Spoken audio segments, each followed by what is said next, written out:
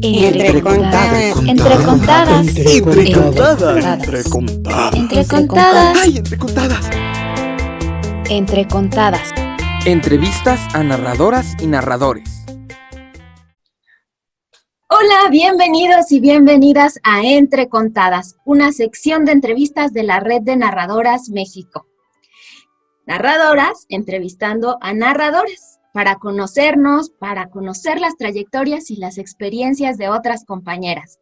Desde la Red de Narradoras les damos la bienvenida. Mi nombre es Jacqueline González y el día de hoy tengo una invitada muy especial. Ella es Nadia Altamirano López. Como yo la percibo, voy a atreverme a presentarla desde mi percepción y también en una presentación más formal. Nadia vive enamorada de la poesía y de la vida misma. Mira en la primera infancia un camino infinito de posibilidades. Y en los hospitales, también el arte y la cultura son necesarios. Por eso es artista voluntaria y ha generado varios proyectos en hospitales. Nadia Altamirano es narradora oral y lectora en voz alta, escritora, promotora de cultura infantil y para la primera infancia, promotora de fomento y promociona la lectura para jóvenes y niños, asesora de proyectos culturales, artísticos, literarios y en ciencias de la salud. Su trabajo en el fomento a la lectura, en la cultura escrita y en la ciencia es por medio de lenguajes artísticos, escénicos y visuales, con diversos públicos como preescolares, escolares, adolescentes, jóvenes, discapacidad, adultos mayores y primera infancia. Con este último público su trabajo ha sido vasto.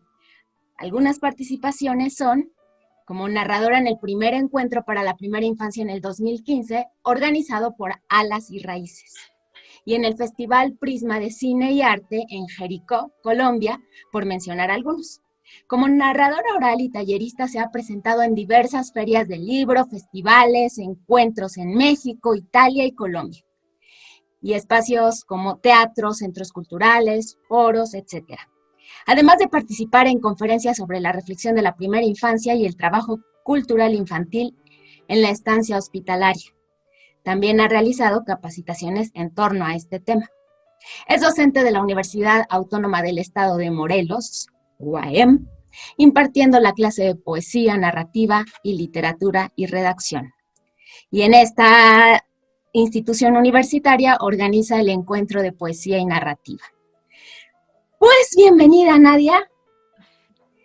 Nos da mucho gusto tenerte aquí en esta sección de entrevistas y pues esta fue la presentación formal de alguna manera. Ahora queremos que tú nos compartas quién eres, es una pregunta muy filosófica, pero ¿cómo llegaste a la narración oral, a la lectura en voz alta?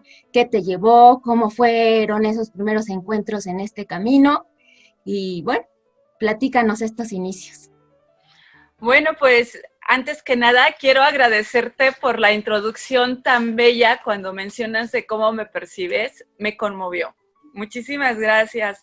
No imaginé que eso es lo que logro emanar y qué bello cómo lo planteas y lo plasmas. Muchísimas gracias por esa bella introducción.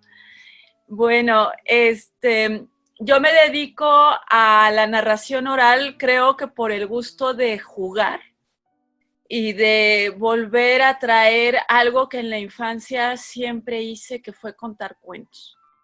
La imagen que tengo más fresca es una Nadia de 6 años que se ponía a contar cuentos, más bien a contar cuentos inventados a sus primos. Yo tengo esta imagen en donde estoy inventando historias a unos primos que tienen como 8 meses y 3 años, ¿no? Que solamente me veían. Y del cual yo me movía tratando de mostrar con el cuerpo esta interpretación del personaje que en ese momento estaba creando. Y la historia que también tengo así muy, muy grabada, que era muy común, era de un conejo que traía un arma.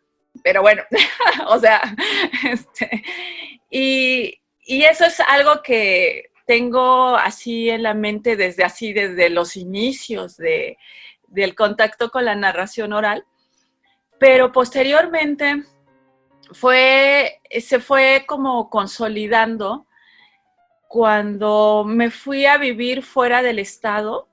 En esos momentos yo trabajaba en proyectos de salud para niños y para mujeres embarazadas por parte del Instituto Nacional de Salud Pública.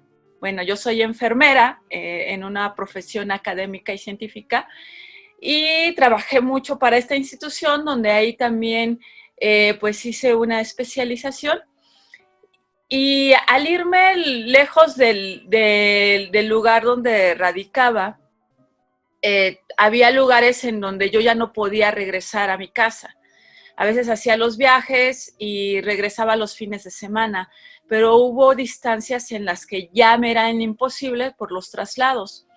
Entonces lo que yo hacía era de que los fines de semana me iba a las plazas, a los lugares céntricos.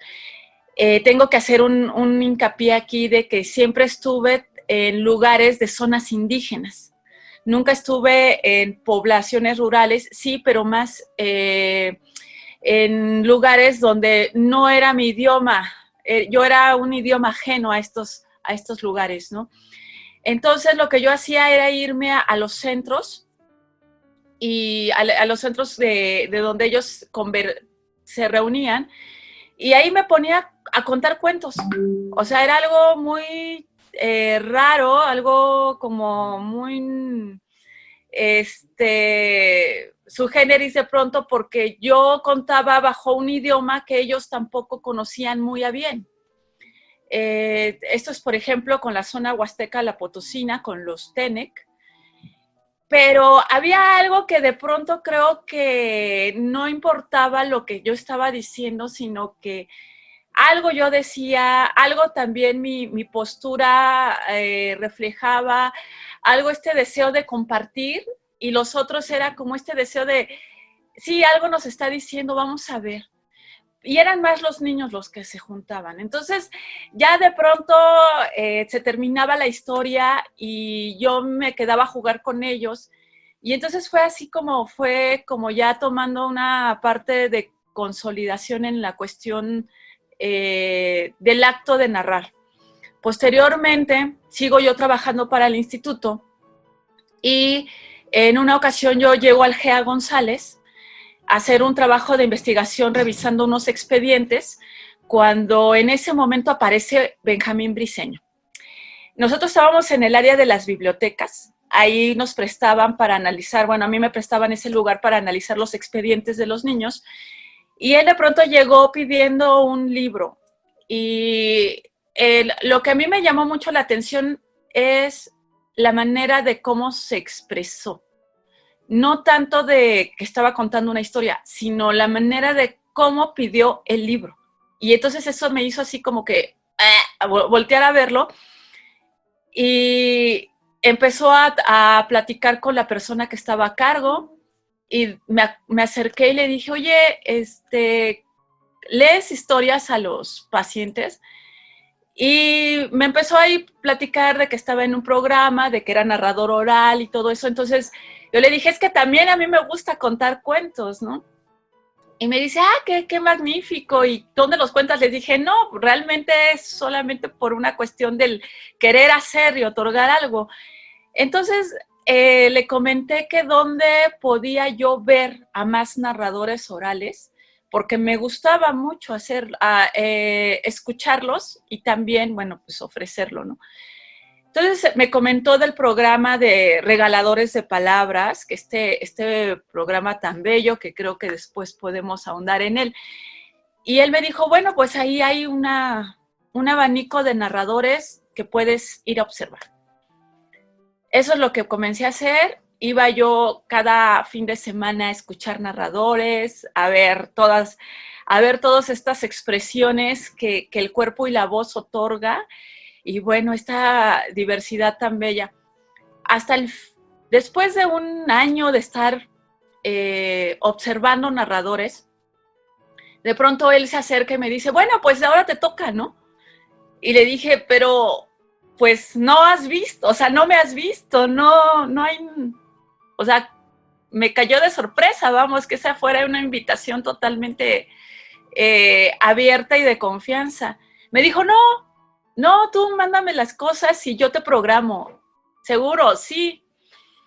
Entonces, creo que ahí fue como todavía una cuestión más fuerte, porque de la nada, que no sepan o que no tengan este conocimiento en el sentido de verte, de lo que haces, salga este nivel de confianza de, pues vas.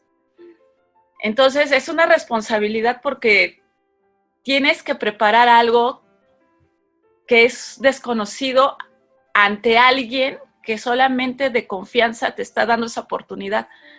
Entonces, bueno, pues me presenté, mi primer lugar en presentarme como profesional, hablo porque ya había hecho estas prácticas en otras partes, fue en el Museo del Chopo, y ayer estaba él y de pronto dijo, pues, ¿sabes qué? No me equivoqué. Y qué bueno que así haya sido la bienvenida, ¿no? Entonces, para mí fue algo así como muy, muy fuerte, fue un reto totalmente del cual implicaba la confianza e implicaba mostrar realmente a lo que te dedicas y por qué estás ahí. Ya posteriormente, como al año, conozco a Marcela Romero, del cual de pronto también ella me dijo, pues es que he escuchado hablar de ti por parte de Florencia Ramos, con la que estuve trabajando en su biblioteca, cuando estuvo ella a cargo de la biblioteca del Hospital Federico Gómez. Y entonces ahí comienzo como también a interactuar con ella y pues como que me da el visto bueno. Entonces, así en concreto, pues en este ramo de lo profesional en la narración oral, pues tengo 2 padrinos que agradezco mucho que hayan visto mi trabajo y que hayan de pronto apostado en él de manera ciega, y eso jamás lo voy a olvidar, ¿no? Que es Benjamín Briceño y Marcela Romero.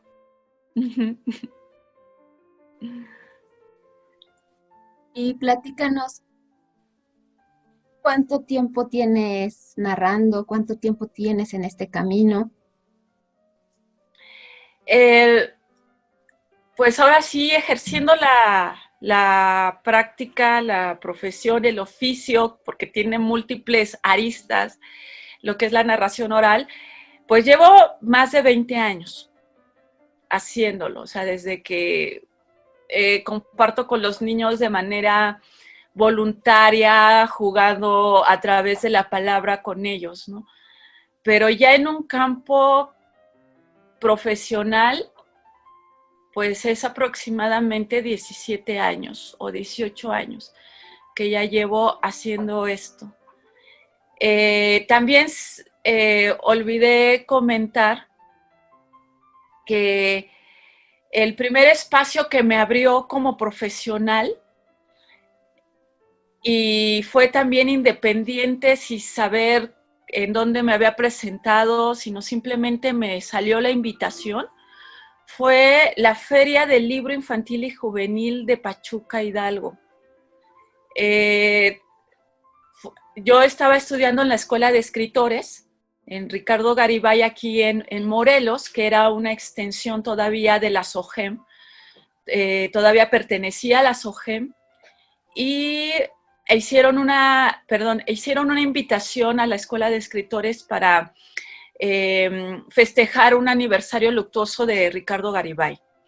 Entonces invitaron a varias personas, a varios compañeros que pues realmente estaban muy adelantados en el sentido de la escritura y de la lectura como literatos. Y de pronto yo comienzo a ver el programa, digo, a mí no me habían invitado en ese momento, y de pronto dicen los compañeros, pues hay un lugar más, ¿quién se anima a participar? Entonces yo dije, yo, pero yo no quiero participar en el ámbito de lo que ustedes están proponiendo. Yo quiero participar narrando los cuentos que Ricardo Garibay hizo para el público infantil. Entonces, pues voy a decirlo así, ni la propia escuela sabía que Ricardo Garibay había escrito para niños, ¿verdad? Y entonces de pronto dijeron, pues sí, vamos con esa propuesta, ¿no?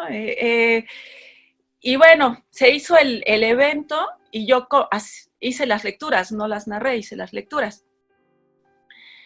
Y entonces ahí estaban de invitados, no recuerdo ahora el nombre, pero era la directora de esta feria del libro, y de pronto me dijo, oye, ¿y los narras? Le dije, sí, sí los narro, pero no estas historias, o sea, realmente esto es algo que apenas estoy haciendo primer contacto con ellos, o sea, de darles vida.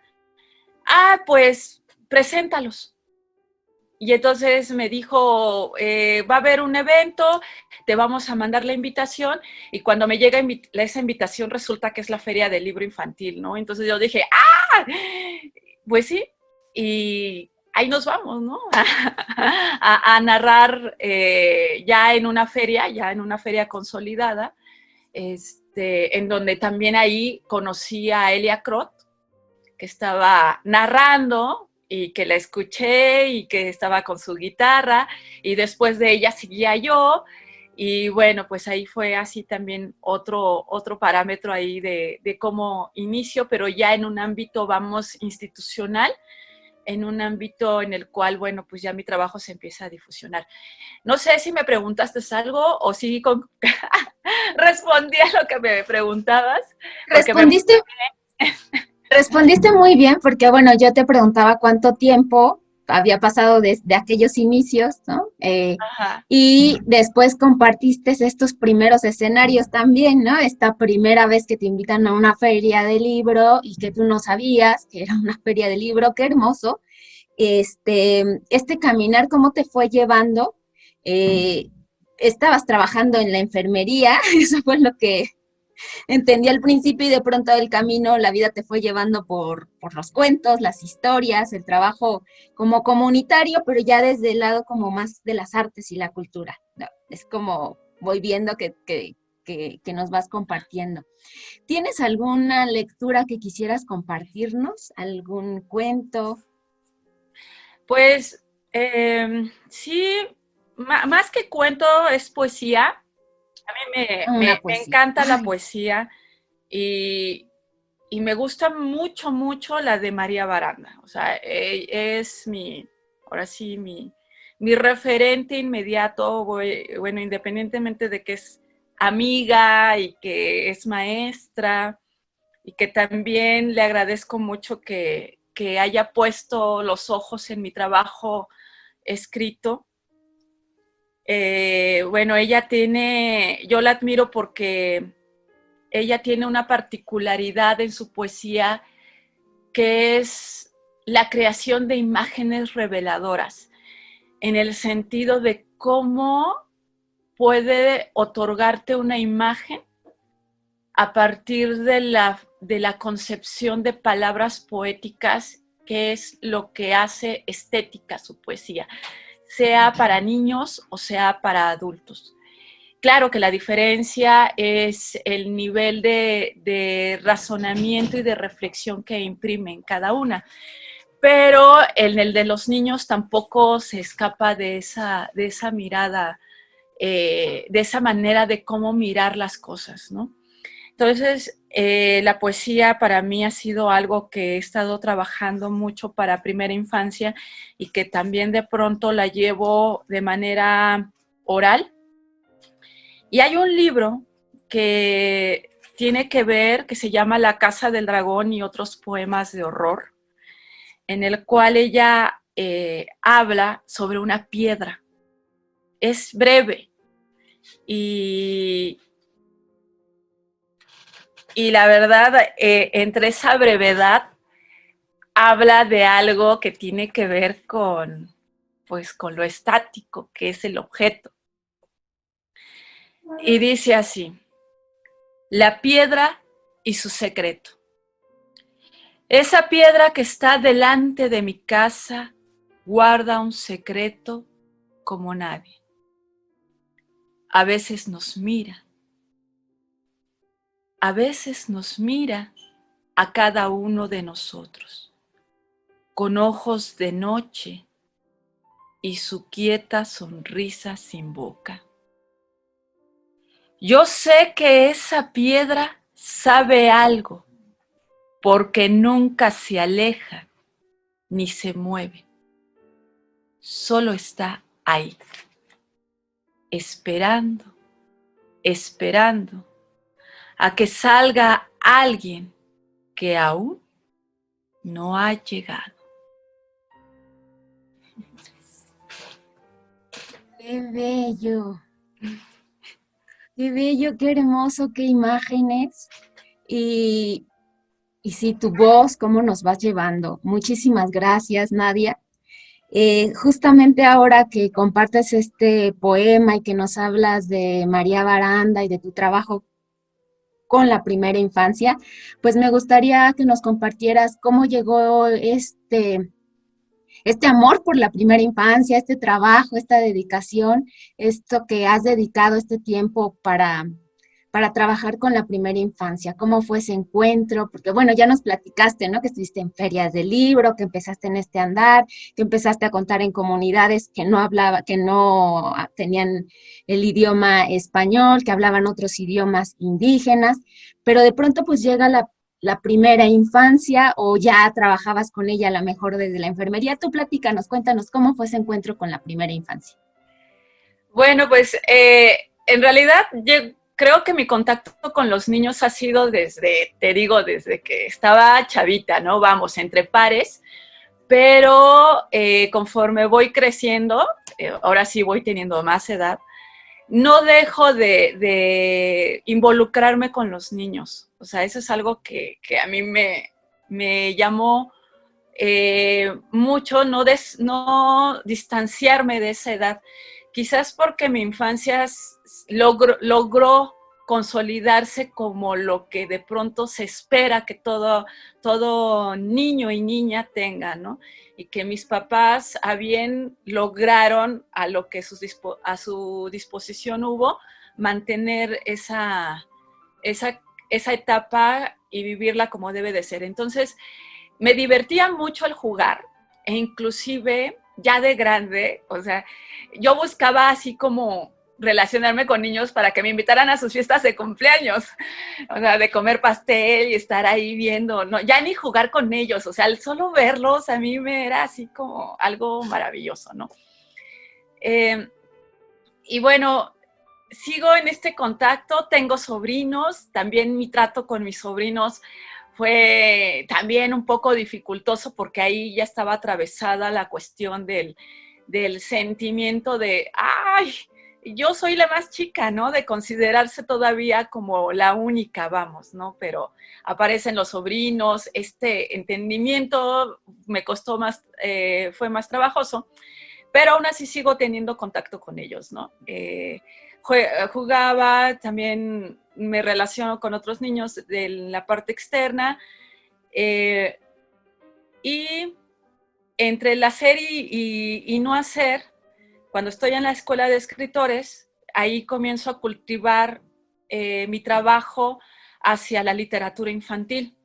Comienzo a escribir y a leerla, más que todo, ¿no? Más de lo que toda la literatura te puede dar. Eso ahí comienzo ya como mi especialización. Entonces, en donde se encontraba la escuela, estaba albergada, o más bien la escuela estaba albergada en un centro cultural que hubo en Morelos que se llama Centro Cultural Infantil La Vecindad. Era una casa de cultura, un centro cultural dedicado a los niños y a las niñas. O sea, ese era su espacio en donde ellos eran. Y ahí habían talleres, eventos, pero todo enfocado a ellos. Todo era ahí, era una casa hermosa de 3 pisos, vieja, en donde se daban los cursos del verano, en donde se daban los eventos del Día del Niño, del aniversario de la vecindad, del Día de Muertos, pero todo con un enfoque realmente en donde el niño y la niña es el eje de la participación, de la decisión, de la libertad y del juego. Ahí tenía las oficinas de un programa que todavía existe y que se agradece que exista, que se llama La Biblioteca Vagabunda, que es un programa en el cual es un tráiler que contiene una biblioteca enorme con libros fantásticos, igual dirigidos solamente al público infantil y juvenil, que fue un proyecto, tengo que hacer aquí un paréntesis, es un proyecto que fue originado por Socorro Venegas, la que ahorita está a cargo de las publicaciones de la UNAM. Entonces es un proyecto que nace de ella y que se consolida y que bueno, entonces quien estaba a cargo de esto es una chica que, bueno, una chica, no, es una señora que se llama Bárbara Martínez, una gestora cultural actualmente, y que entre la plática de que estamos ahí, de que si voy a narrar, que si me invita, que si no sé qué más hago y toda la cosa, me dice, oye, va a haber una capacitación para talleristas que se dedican a trabajar con niños y yo creo que a ti a lo mejor te puede funcionar. Lo van a dar aquí en la vecindad. Entonces, bueno, para no ser tan largo ese trayecto, tomo la capacitación para crear talleristas que hagan trabajo comunitarios en su zona. Y de pronto sacan una convocatoria para ver quién quiere hacer un trabajo en el verano. Entonces, la convocatoria no es abierta, o sea, es más bien como por invitación.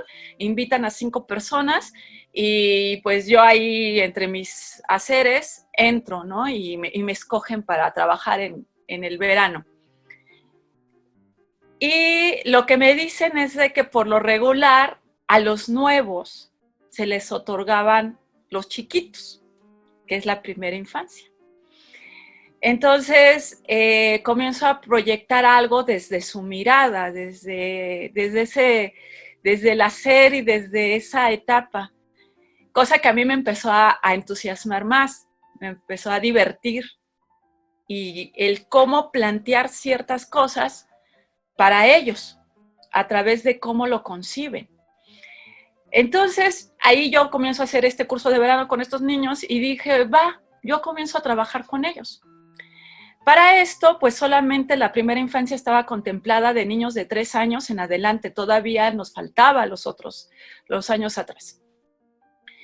Una amiga que ahora se dedica a dar clases de psicología, psicóloga en la universidad, que también estaba ahí, ella dice, bueno, ok, es un centro cultural, pero ¿qué onda? ¿Qué onda con los otros niños? O sea, no estamos cubriendo, no nos podemos decir inclusivos, no nos podemos decir innovadores, porque en realidad nos están faltando otros niños para cubrir.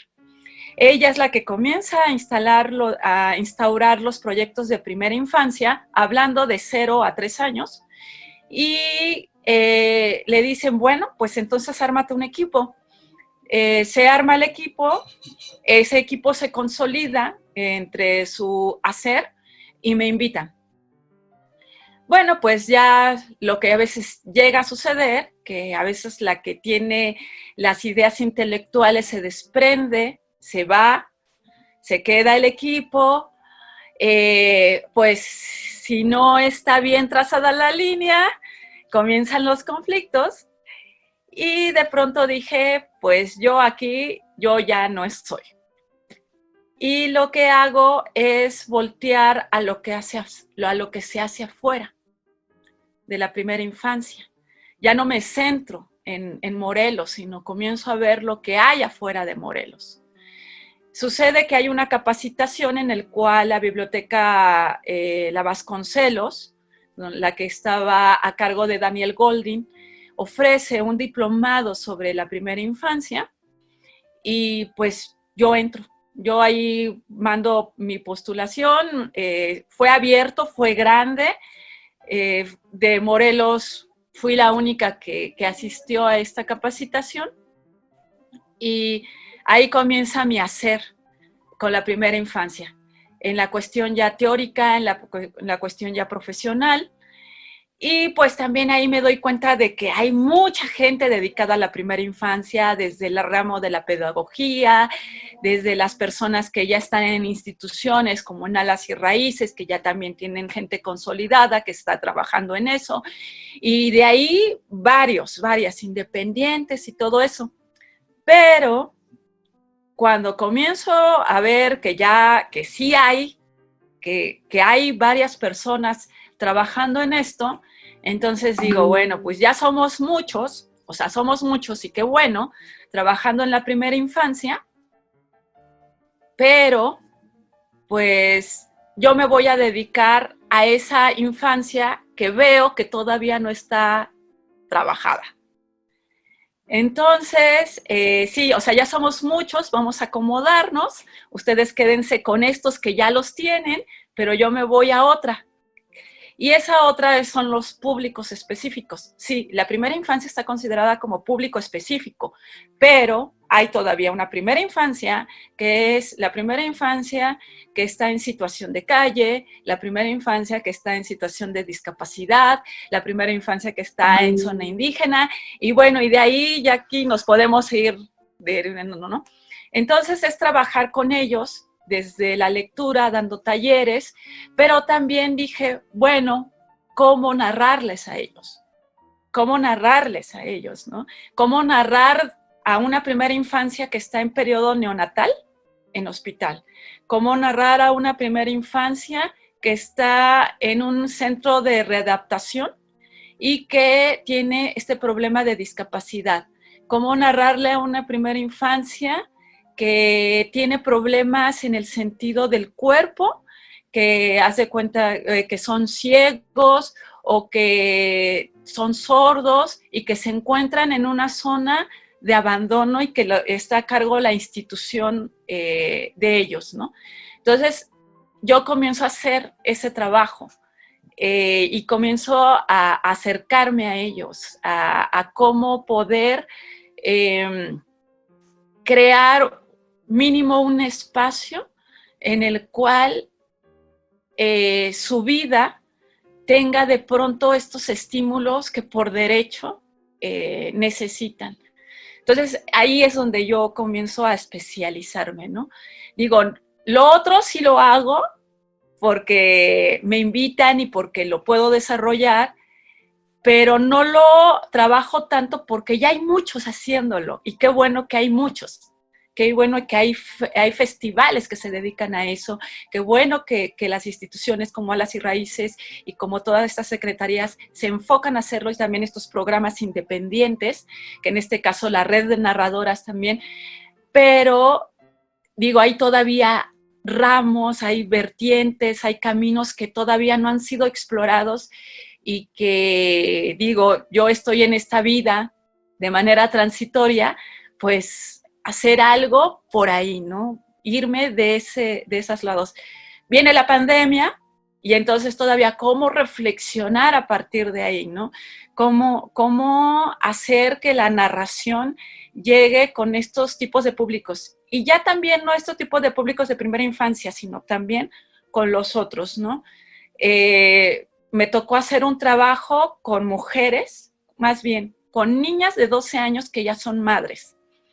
Entonces, es cómo trabajar con ellas a partir de la palabra, cómo trabajar con ellas a partir de talleres, pero también cómo ofrecerles a ellas esta cuestión de la narración oral, ¿no? Cómo hacer de nuestra profesión algo en estos recovecos que todavía no han sido llenados y que todavía siguen siendo un pendiente en las políticas y en las prácticas culturales.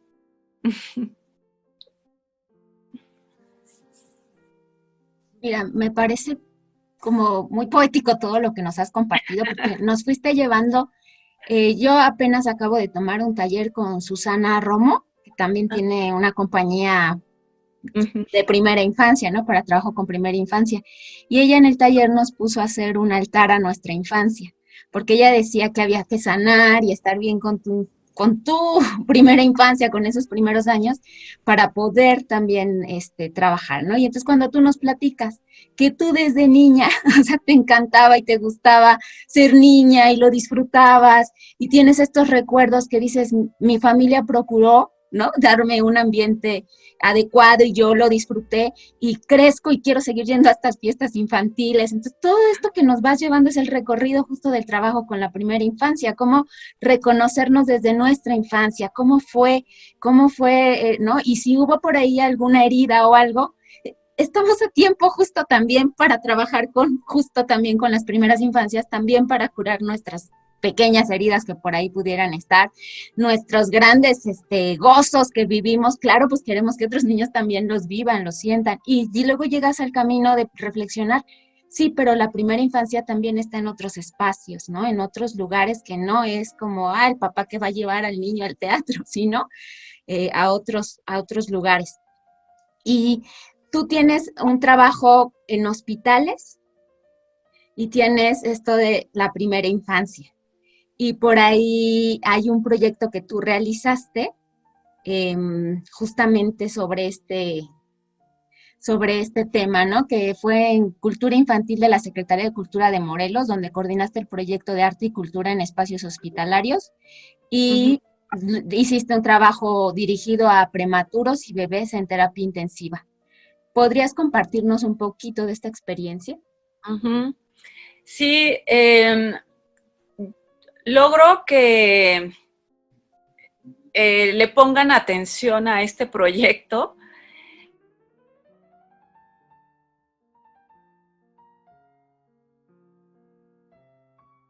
De manera estatal, cosa que se me hace también viable, pero al principio, justo por parte de la vecindad, yo les comienzo a decir, oigan, pues, ¿qué onda con los hospitales? ¿Qué onda con el trabajo?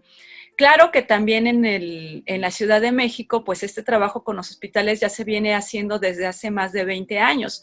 Precisamente platicando con Apolonio Mondragón y con Benjamín Briceño, pues fueron los que me comentaron más sobre todavía esta trayectoria en hospitales, ¿no? De dónde surge y todo esto, ¿no? Y entonces yo comienzo a decir, bueno, pues es que está en Morelos, queda esta zona abierta a trabajar.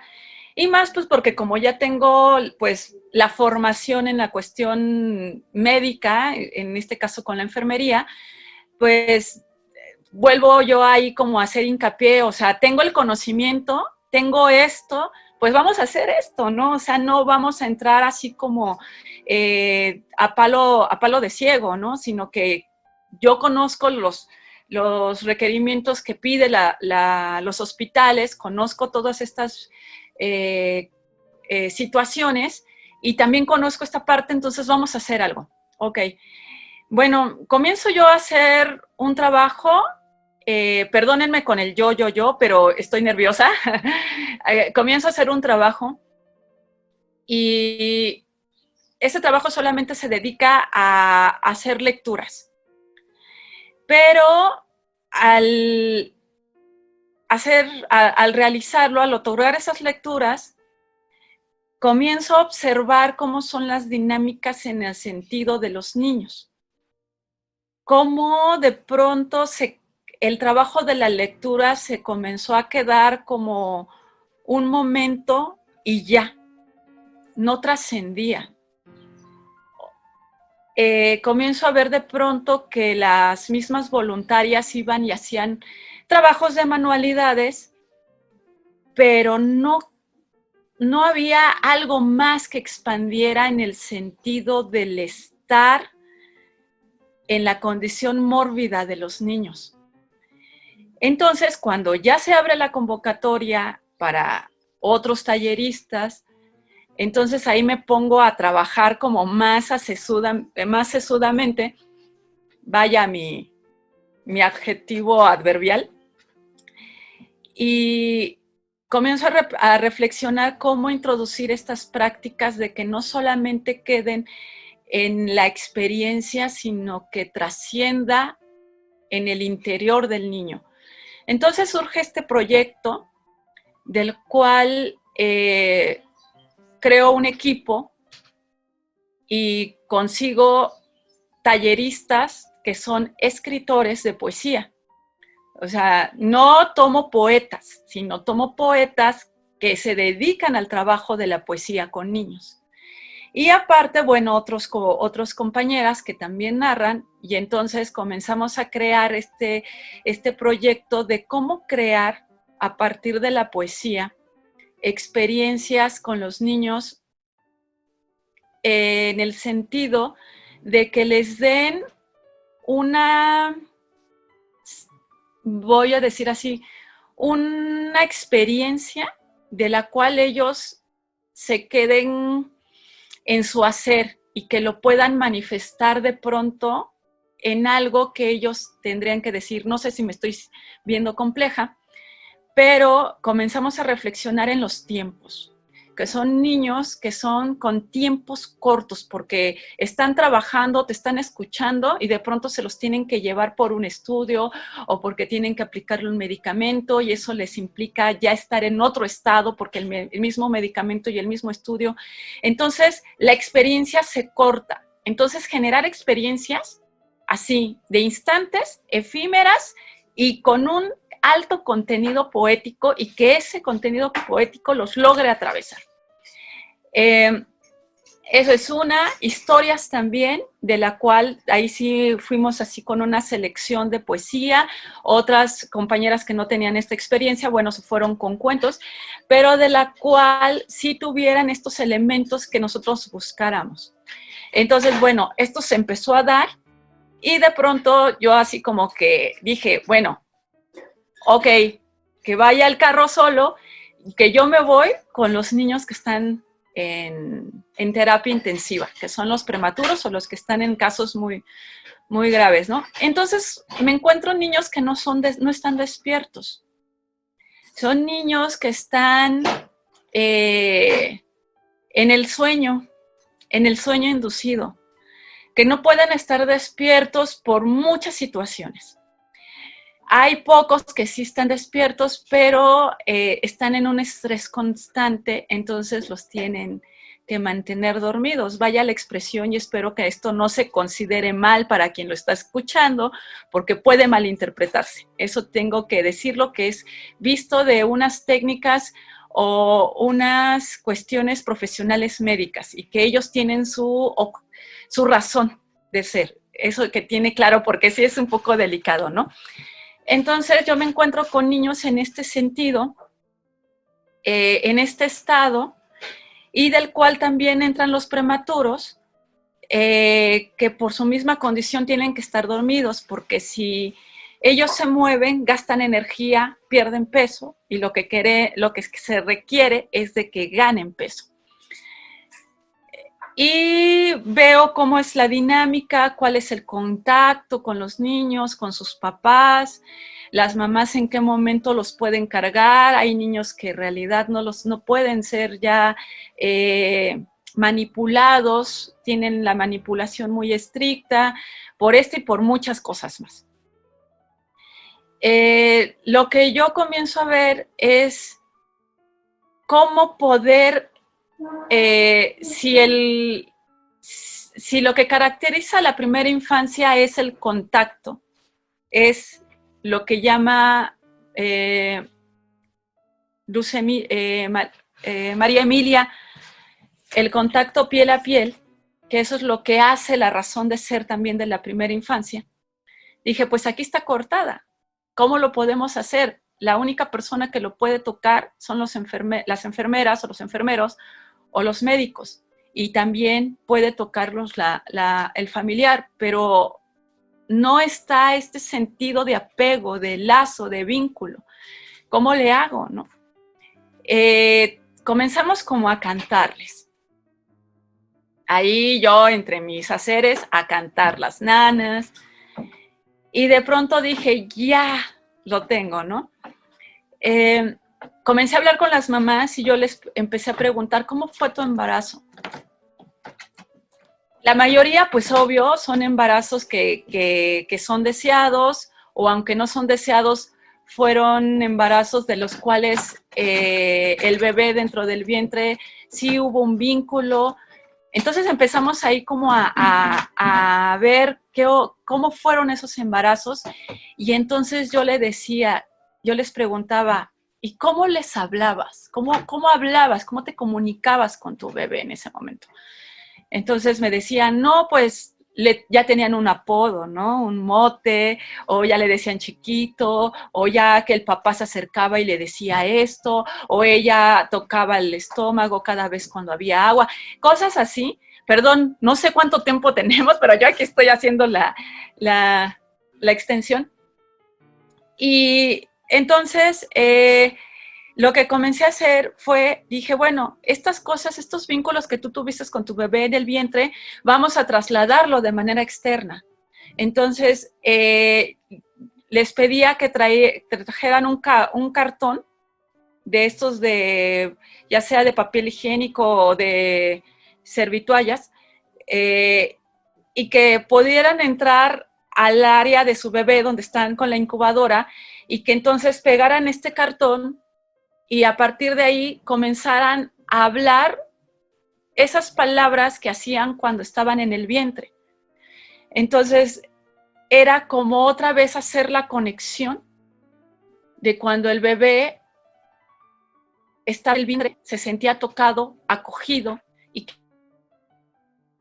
había palabras. Entonces, volver a regresar a esa práctica era todavía como fortalecer el lazo. Porque si llegaba yo con una nana, aunque fuera de la voz de la mamá, hay una distancia. Entonces, yo lo que quería es otra vez regresar a esa memoria para que de pronto se sintiera un poco más estimulado. No hay cosas científicas, porque ya no pude entrar más en este campo científico para comprobar qué tanto estimulante son estas experiencias. No sé también lo que pueda llegar a ser la mente humana, pero tanto la mamá como las enfermeras que estuvieron permitiéndonos esta apertura, nos decían que había algo en los niños. No se veía reflejado en el peso, no. Había algo que ellos llamaban como voluntad. Entonces dije, pues, es un trabajo colectivo. Son las buenas energías, quizás, la buena voluntad, las cosas de querer hacer algo. Pero creo que toda esa atmósfera y este campo que se va relacionando alrededor del niño, creo que el niño lo va percibiendo, no consciente, porque hay cosas que no están todavía claras, pero que se sienten. Entonces es como regresar a lo que se vivió en el vientre materno de otra manera, y pues para sentirse que hay algo que vale la pena echarle los kilos, porque hay algo que te espera allá afuera, ¿no? Uh-huh. Es que estoy fascinada con todo lo que nos estás compartiendo, o sea, y te escucho y digo, sí, a lo mejor no hubo una cuestión científica de comprobar y decir, sí, esto pasaba a nivel cerebral, pero yo al escucharte, yo digo, sí, estoy convencida, igual así, algo pasó ahí, y qué hermoso, qué bello que nos compartas esto. Mira, yo al escucharte me generas también como mucha inspiración, ¿no? ¿Cuántos espacios y cuántos lugares habrá también esperándonos ahí a los narradores y narradoras para implementar esto, ¿no? Para hacer algo, ¿no? Como tú dices, llegué a este punto en donde dije, claro, vamos a regresar, o sea, vamos a ver de qué manera puede regresar este bebé a ese momento, ¿no? Y que dijiste, bueno, pues vamos a probar con el tubo de cartón. Ay, me parece increíble cómo fuiste explorando y llegando a una propuesta, que justo es lo que nos falta también mucho, ¿no? Plantearnos y decir, a lo mejor no sé, tengo esta población, tengo esta situación, pero no sé, pero me arriesgo. Vamos y en el camino quizá empiecen a encontrarse pues estas bellas respuestas. Y Sí. bueno, pues antes de despedirnos, quisiera que nos compartieras un poco de tu camino como escritora. Em, obtuviste una beca por parte del Programa de Estímulos y Desarrollo de la Creación Artística en Morelos, el PECDA, ¿no? En literatura infantil. Tienes algunas antologías y ¿hay alguna manera de que podamos acceder a ellas? O compártenos un poquito esta parte tuya de la escritura. Sí, fíjate que tengo que también decir esto, que la escritura y la lectura llegó de forma tardía y lenta a mi vida. Pero bueno, ya desde los 6 años contaba historias, o sea, llegó de otra manera, pero ya como el acto de leer, pues sí fue un acercamiento muy, muy lento y tardío. Y la escritura, por consiguiente, también comienza a llegar tarde, ¿no? Hablo de una escritura libre, creativa, una escritura del cual uno tenga ese gozo de compartir, a eso me refiero. Yo entro a la escuela de escritores porque mi objetivo es, bueno, en ese tiempo era escribir teatro. A mí me gusta muchísimo el teatro y también hice algunas cosas de teatro, ¿no? Lo estudié y actué. Lo último así como grande o que puedo decir que hice fue cuando me gradué, una obra de La cantante calva dirigida por Roam León en una versión clown. A mí me tocaba ser la sirvienta loca, ¿no? Musicalizada en vivo con piano, una cosa bellísima, pero bueno. Y así entre la exploración de que si me gustaba actuar o que si me gustaba la producción o la dirección, dije, no, yo quiero escribirla, ¿no? Porque tenía muchas ideas. Entonces entro a la escuela de escritores y pues, ¿cuál va siendo mi sorpresa? Que teatro es considerado en una sola ocasión durante los 2 años que yo debo de estar ahí. Y dije, bueno, no era mi intención. Entonces ahí comienzo con los acercamientos a la poesía, al cuento, a la novela, a todos estos géneros que hay y que ya conocía, pero que no sabía bien cuáles eran sus categorías y no sabía también a qué, ramo abordaban. Bueno, entonces, entre todo ese acervo comienzo yo a escribir, pero también desde que inicio comienzo a escribir para niños. O sea, yo comienzo a explorar a partir de todas esas cosas para niños. Hablábamos de novela, pues novela para niño. De cuento fantástico, sí, un cuento fantástico para niños. O sea, todo fue para niños en toda esa exploración. Bueno, yo era como la que tenía desventaja en este grupo de escritores con los que yo inicié, que ahora uno de ellos ha sido totalmente reconocido y ha tenido ya ahorita, ha llegado al reconocimiento en cuestión de escritura, ¿no? Y los demás también ahí andan en sus vertientes. Pero yo era la que tenía la desventaja porque ellos ya tenían este acervo de conocimiento literario y de escritura. Yo no. Entonces, mis caminos son tortuosos. Claro que entre ese camino no sabes escribir, no sabes expresarte, tus ideas no están claras, eso es totalmente coloquial, es aburrido su tema de Nadia, o sea, ese tipo de cosas me las tuve que fletar. Pero al contrario, más de tener esta cuestión de autoestima, de que me bajara la autoestima, dije, no, pues al contrario, ¿no? Qué bueno saberlo porque entonces por ahí no me tengo que ir. Entonces, o sea, para mí fue esas visiones, ¿no? Ah, que se te hace aburrido, bueno, entonces, ¿cómo le hago para que no a ti, o sea, ya no a ti, sino para el que me va a leer el próximo, tenga ese dinamismo, ¿no? Y bueno, entonces comienzo a escribir y es ahí donde me topo con la obra de María Baranda, comienzo a conocerla más y de pronto también nos da clases. Y a mí, o sea, había algo que todavía no sabía yo qué era, pero su obra era así como, ¿qué es, no? ¿Qué es? ¿Así es la poesía? ¿Qué es, no? Entonces comienzo a escribir con ella, me invita a tomar un curso con ella que da en la Ciudad de México de escritura para niños, donde lo toma Amaranta Leiva, donde lo toma Tía Sol Sánchez, que ahora ya en sus ramos están consolidadas también con la escritura para niños. Y de pronto digo, creo que quiero seguir escribiendo sin el querer publicar, porque al principio sí estaba como con esta intención de escribir para publicar. Pero cuando comienzo a conocer a María, me empieza a llegar esta reflexión. No, creo que mi gozo es de escribir y otorgar. Y quien quiera invitarme a publicar, adelante.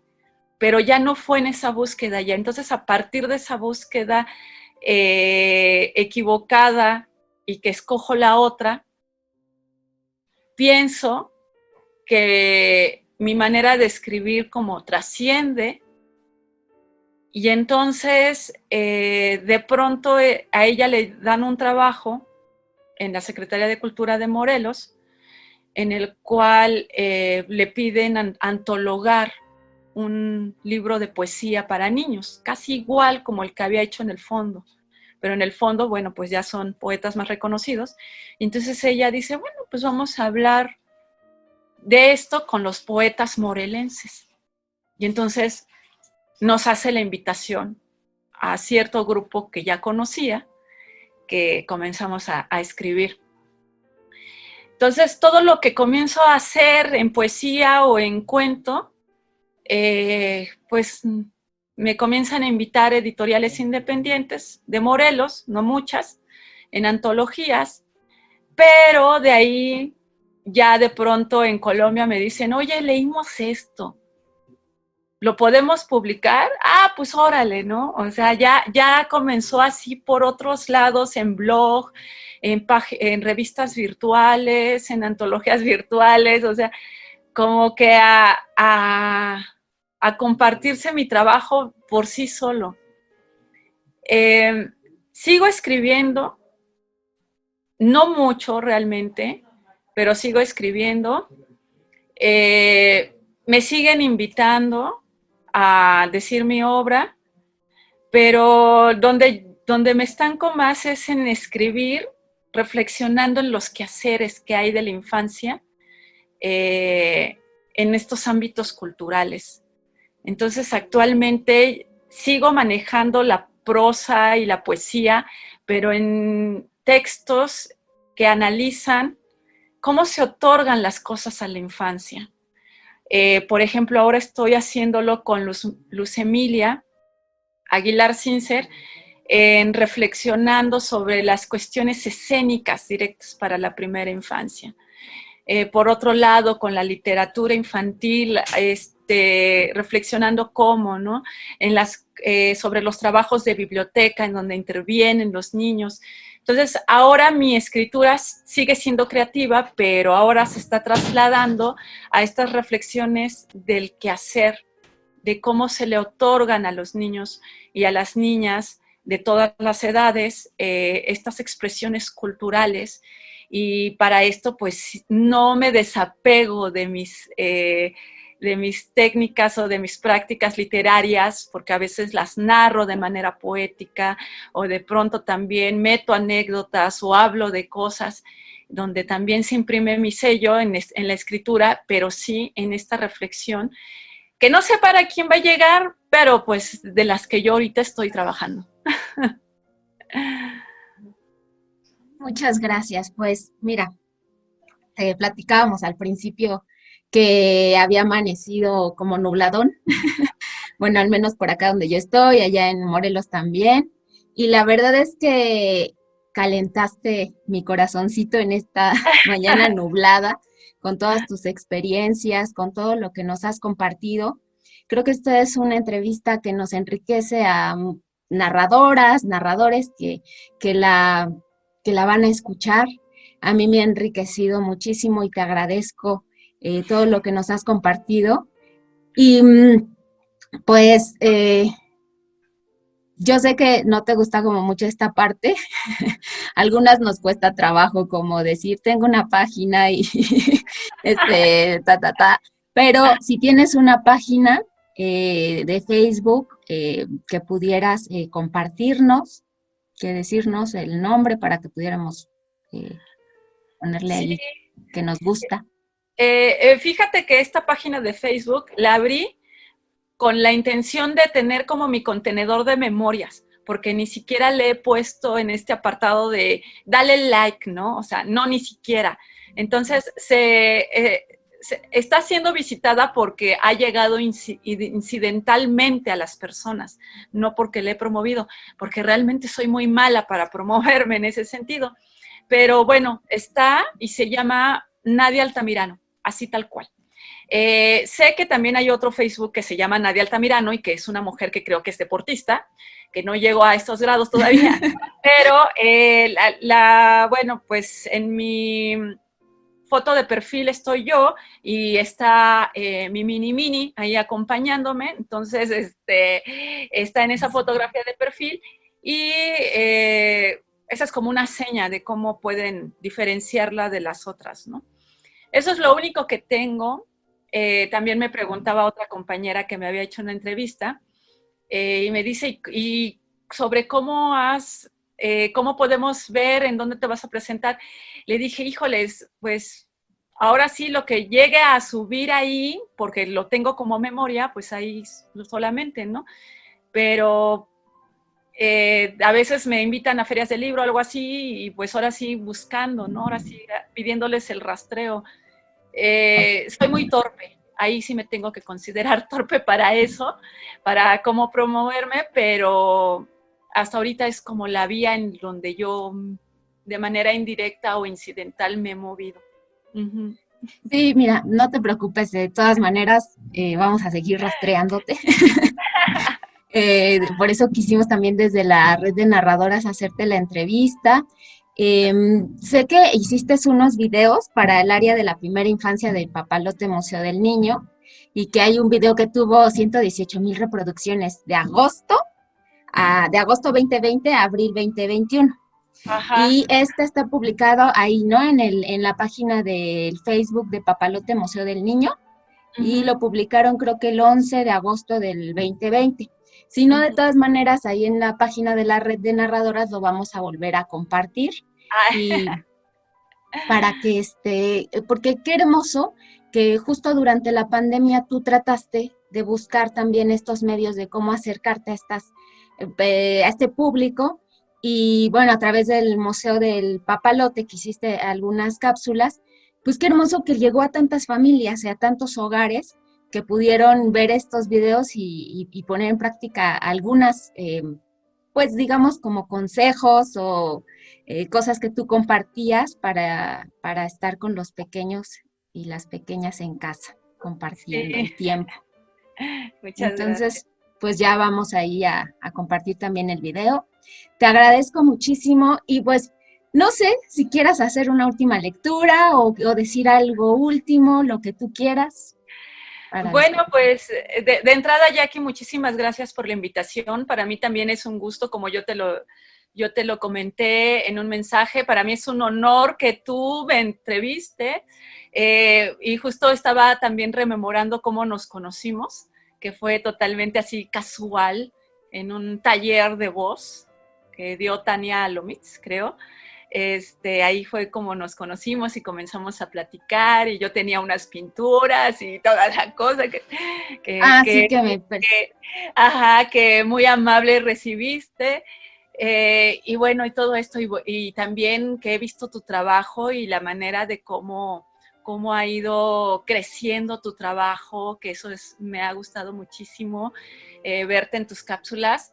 Digo, yo soy también fiel admiradora de todas las mujeres que narran, pero de pronto a veces soy más fan de unas, como en este caso, fan tuyo, ¿no?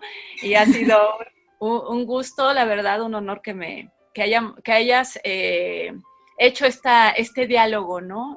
Porque hay un antecedente, creo que nos une un poquito más. Uh-huh. Eso es uno. Y bueno, agradecer esta unión de Red Narradoras, de verdad, de la cual he seguido, no tan exhaustivo como he querido, y que agradezco que exista esto, que no solamente prepondere la práctica de la narración, sino que también es lo que hacemos las mujeres, ¿no? Desde nuestras visiones y de nuestras posturas, lo que otorgamos, ¿no?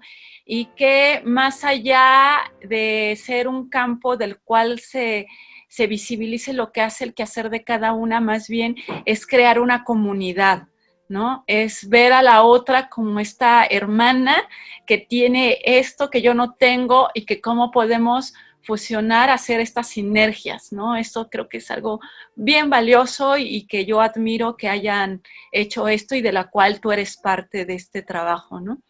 Y también un saludo a todas las que me conocen y las que no, también es un gusto. Y bueno, a mí me gustaría terminar con algo muy breve, que si bien recuerdo pertenece a Eduardo Galeano, que por lo regular lo digo cuando cierro conversaciones, ¿no? Y que dice así: cuando los cuentos cuentan lo que cuentan, dicen que hasta las flores dejan de crecer para escuchar. Hermoso, nos despedimos. Muchísimas gracias. Gracias por tus palabras, gracias por todo lo que nos compartiste. Seguimos aprendiendo entre compañeras unas de otras, seguimos aquí en este caminar de la red de narradoras. Les agradecemos a quienes pues quieran escuchar esta hermosa entrevista que Nadia nos hizo favor de aceptar. Y bueno, seguimos entre contadas. Una sección de entrevistas desde la Red de Narradoras México. ¡Nos vemos! Red de Narradoras México.